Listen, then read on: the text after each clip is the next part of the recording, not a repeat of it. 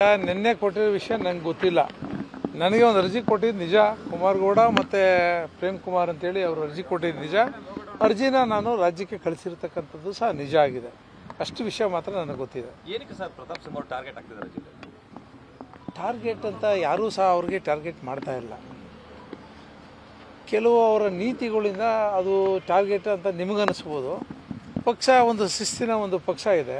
ಆ ಪಕ್ಷಕ್ಕೆ ಅನುಗುಣವಾಗಿ ಎಲ್ಲ ಕಾರ್ಯಕರ್ತರು ನಮ್ಮ ಏನು ಸಂಸದರು ಹೇಳೋದು ರೀತಿ ಕೇವಲ ಪ್ರತಾಪ್ ಸಿಂಹಂಗೆ ಅಷ್ಟೇ ಸೀಮಿತ ಅಲ್ಲ. ಇದು ಎಲ್ಲ ಕಾರ್ಯಕರ್ತರಿಗೆ, ಎಲ್ಲ ಪ್ರಮುಖರುಗಳಿಗೂ ಸಹ ಸೀಮಿತ ಆಗಿರ್ತಕ್ಕಂಥ ವಿಷಯ. ನಾವು ಯಾವುದೇ ಕಾರ್ಯಕ್ರಮ ಮಾಡಿದ್ರೂ ಪಕ್ಷದ ಅಡಿಯಲ್ಲಿ ಕೆಲಸ ಮಾಡಬೇಕು ಅಂತಕ್ಕಂಥದ್ದನ್ನು, ಪಕ್ಷದ ಸೂಚನೆಯಂತೆ ಕೆಲಸ ಮಾಡಬೇಕಾದಂಥದ್ದು ಕಾರ್ಯಕರ್ತರ ಯಾವುದೇ ಮುಖಂಡರುಗಳ ಒಂದು ವ್ಯವಸ್ಥೆ ನಮ್ಮ ಪಾರ್ಟಿ ಒಳಗಡೆ. ಅದನ್ನು ಮುಂದುವರಿಸಲಿ ಅಂತೇಳಿ ಪ್ರತಾಪ್ ಸಿಂಹ ಅವ್ರಿಗೆ ಈಗಲೂ ಸಹ ನಾನು ಮನವಿ ಮಾಡ್ತಾ ಇದ್ದೀನಿ. ಯಾರಿಗೆ ಯಾರು ಕಡೆಗಣಿಸ್ತಾ ಇದ್ದಾರೆ? ಯಾರೂ ಕಡೆಗಣಿಸ್ತಾ ಇಲ್ಲ. ಆ ಥರ ಅವ್ರು ಯಾವಾಗ ಹೇಳಿದ್ದಾರೆ ನಿಮಗೆ ಕಡೆಗಣಿಸ್ತಾ ಇದ್ದಾರೆ ಅಂತ? ಇಲ್ಲ, ಎಲ್ಲ ಸಭೆಗಳಿಗೆ ಮೊನ್ನೆ ನಡೆದಂಥ ಕೋರ್ ಕಮಿಟಿನಲ್ಲೂ ಸಹ ಅವ್ರನ್ನ ಗಮನಕ್ಕೆ ತಗೊಂಡಿದ್ದೀವಿ. ಮತ್ತು ನಮ್ಮ ಎಲ್ಲ ಮಂಡಲಗಳ ಚುನಾವಣೆಗಳಲ್ಲಿ ಸ್ವತಃ ಅವರೇ ಕೂತಿದ್ರು. ಜಿಲ್ಲಾ ಅಧ್ಯಕ್ಷರ ಆಯ್ಕೆಯನ್ನು ಸಹ ಈಗಾಗಲೇ ಅವ್ರ ಒಪಿನಿಯನ್ ಸಹ ರಾಜ್ಯಕ್ಕೆ ವರದಿ ಆಗಿದೆ.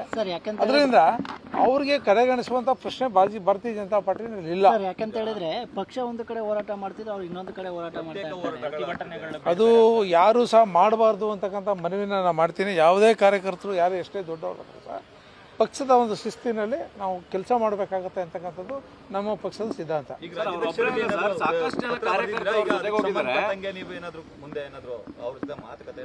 ಎಲ್ಲ ಅವ್ರ ಹತ್ರ ಕರೆಸಿ ಸಹ ರಾಜ್ಯದಲ್ಲಿ ಈಗ ಏನು ಅವ್ರಿಗೆ ಕೊಟ್ಟಿದ್ದಾರೆ ಅದನ್ನ ಕಳಿಸ್ಕೊಟ್ಟಿದ್ದೀವಿ. ರಾಜ್ಯದವರು ಸಹ ಮಾತಾಡೋರು ಇದ್ದಾರೆ.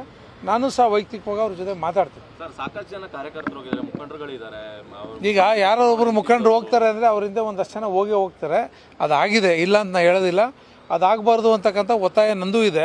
ಮುಂದಿನ ದಿನಗಳಲ್ಲಿ ಅದಾಗದೇ ರೀತಿಯಲ್ಲಿ ನಾನು ನೋಡ್ಕೊತೀನಿ. ಒಬ್ಬ ಪಕ್ಷದ ಅಧ್ಯಕ್ಷನಾಗಿ ನಾನು ಆ ವ್ಯವಸ್ಥೆಗಳನ್ನ ಮತ್ತೆ ಅವರು ಬೇರೆ ಕಡೆ ಹೋಗಿ ಎಲ್ಲೋ ಒಂದು ಧರಣಿ ಮಾಡೋದು, ಇನ್ನೊಂದು ಪ್ರತ್ಯೇಕವಾಗಿ ಮಾಡುವಂಥದ್ದನ್ನೆಲ್ಲ ಕೈ ಬಿಡಬೇಕು ಅಂತಕ್ಕಂಥ ಮನವಿನೂ ಮಾಡ್ತೀನಿ. ಮತ್ತು ಆ ಥರ ಆಗದೇ ರೀತಿಯಲ್ಲಿ ಅವ್ರಿಗೆ ಸೂಚನೆಯನ್ನು ಕೊಟ್ಟು ಆ ಪಕ್ಷದ ಒಂದು ಅಡಿನಲ್ಲಿ ಕೆಲಸ ಮಾಡುವಂಥ ಕೆಲಸವನ್ನು ನಾವು ಮಾಡಿಸ್ತೀವಿ.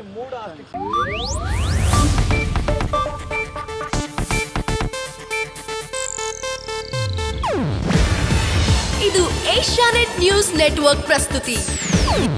ನೀವು ನೋಡ್ತಿದ್ದೀರಾ ಏಷ್ಯಾನೆಟ್ ಸುವರ್ಣ ನ್ಯೂಸ್.